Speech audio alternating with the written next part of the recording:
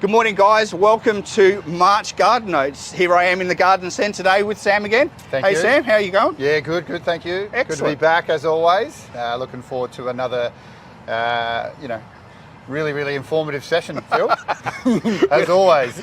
We've already got it pre-primed about magnolias, but more about magnolias later. Yes. A little update on my magnolias we've been trying to treat and get them back to full health. So we'll show you some clips at the end on their progress. So I'm very proud of the Everyone's waiting with bated breath. Aren't they? Definitely.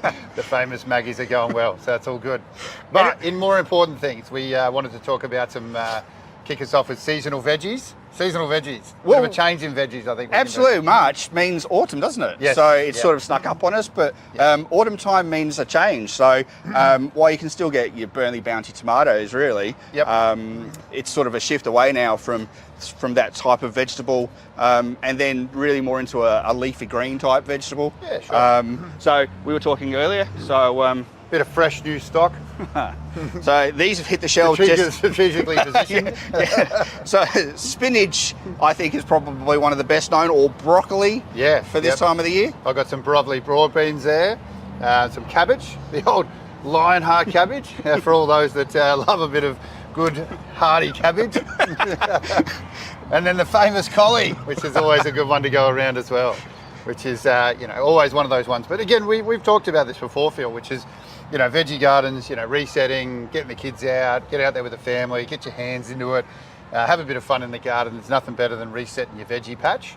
And then obviously over, in the next 2 or 3 months, actually starting to see some stuff come out of that. Absolutely. And enjoying that as well. And now that sort of that really extreme heat's gone, while there's still warmth in the soil, it's really important to start thinking things like broccolis and collies and stuff like that, where it takes a bit of time for them to get established. While there's warmth around, it's great to give them that little bit of a head start. If you get into the winter season, then it does take them a lot longer to sort of become something. I think, we're obviously early days when it comes to autumn and stuff like that, but there's still a little bit of heat kicking around, which is good, but definitely milder. So, again, always slip, soft, slap, all those sort of things as we talk about, but hopefully some nicer days to get in over the garden over a few days or over a weekend or something and get get really stuck in for a few hours, which would be well, really it's not all that far away from Easter, really. I mean, we are recording this a little bit later in March. Exactly right. So yeah, with Easter coming up, you think that if people aren't going to be going away, and let's face it, petrol's expensive. Yes. What better time to spend, in the garden if it's, if we get a little bit of rain between now and Easter, and then some warmth over the Easter weekend, get your veggie garden planted out, I reckon. And seedlings are the way to go. I mean, these sort of things here, you get, six in a pop and things like that, which is broad beans four to a pop, so it doesn't take you long to fill up a good space. And with something, and I think you'll get growth out of that. Collies and cabbages, I mean, really, one punnet sort of spread out over a couple of weeks is generally what a family's going to be consuming. So you don't need huge amounts there. A bit of grow your own. Bring it on. All right, so I guess from there, what else does autumn mean? I mean, for me, it's probably getting back into the feeding, reassessing your watering. It's still been very dry. I mean, we've had a touch of rain here and there, but, it really is just enough to sort of wet the surface. So you've still got to be thinking about sort of those deep soaks. But, with that cooler weather, it's probably the perfect time to be turning your soil so that if you do get that rain, it's going to find it easier to get into the water, into the soil. And at the same time, there's no better time to then just put some feed on the ground just to get everything sort of up and growing again. Like we said about the weather, like if we've still got warmth, there's no reason now that you wouldn't give it a feed, just to encourage some more of that sort of growth before winter time. Light pruning, that sort of stuff. We're able to pin things back now, the things that have been heat stressed and stuff like that. Yeah, for sure. Like we talked a couple of weeks ago about not pruning because you want to leave those leaves on to protect from extra summer damage. You're right. It's time to take that off now and help the plant recover with new foliage. So a light prune certainly will help, and it's always good for stimulating growth. And it's probably a similar case. We're just talking about if we start to get into that milder weather, then it is one of those things that at least that you're not seriously going to affect it. When you got these 30, 40 plus days coming up and things like that. So much better time to be doing that. We joked off camera about mulch. So very controversial apparently. I don't know. Do we mulch, Phil? Do we not mulch, Phil? What do we do? Well, look, I mean, there's a reason to go either way. For me, I would let my mulch start to break down and get lower, because as we get closer to winter, any sun that we get through the winter time will help to warm the soil and keep things growing.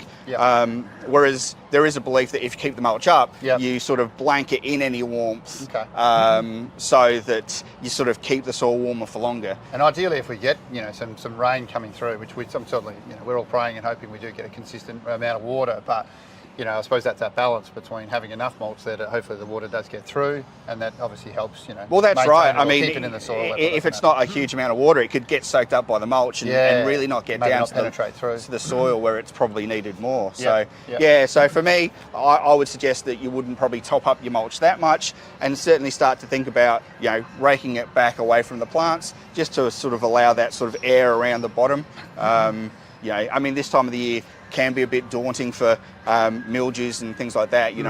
Some warmth in the air, some moisture in the air. So you've got to watch out for those sorts of things. So by bringing that mulch away, you're going to improve the airflow around the plants, so less chance for disease in the garden. And one of my other absolute favourites there in lawns. We love our lawns, love a good lawn. So now we're starting to come into a bit milder. We're feeding for the last time, hopefully while there's a little bit of warmth around. And maybe just making sure that we're soaking that in properly, obviously. And probably a bit of aeration to try and sort of get the water in, get the fertiliser deeper into the ground as well. So all of those sorts of jobs, it's nicer to do it, when it's 24 than it is when it's 44. Oh yeah, absolutely. Yeah, same thing, definitely. That was blitzed. Through our list. I'm trying to think of what else we were talking about. So I mean, you've probably got one more blast of things like roses. So a light prune for roses, take out dead heads and stuff like that. You might still get one lot of flowering from that before you start having to think about pruning them back. I guess one of the tips that sort of I was brought up with is if you're thinking about hydrangeas. Yes, it's probably quite some time before they're flowering again, but I was always brought up, if you want to blue or pink your hydrangea, you start now. They used to turn around and say you go from Adelaide Cup to Melbourne Cup. So if you're going to blue your hydrangeas, some alum fortnightly into the ground, and the more frequently you do it, the bluer they'll become. On the flip side of it, if you want it to be a nice pink, you've got to make the soil more alkaline, so add something like lime to the ground. Same deal. If you did it fortnightly, you'll get a lovely pink flower by the time they flower around November. Nice.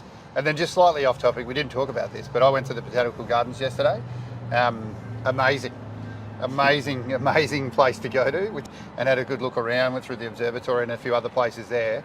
Like again, fairly warm yesterday, but just still that nice weather. So, we encourage people to certainly get into Stratco and shop, but there's obviously a fantastic place obviously in Adelaide where you can go and explore gardens and have a really, really good look around, and the kids loved it. So, and with all the fringe activity in and around the city. It's buzzing. But I mean, those gardens there, and you're talking about roses and stuff, they're rose garden in through that pocket there near, sort of towards the North Adelaide section is amazing. So definitely encourage you to get into our garden centre, check out all the new stuff and all the new improvements we've made and new stock.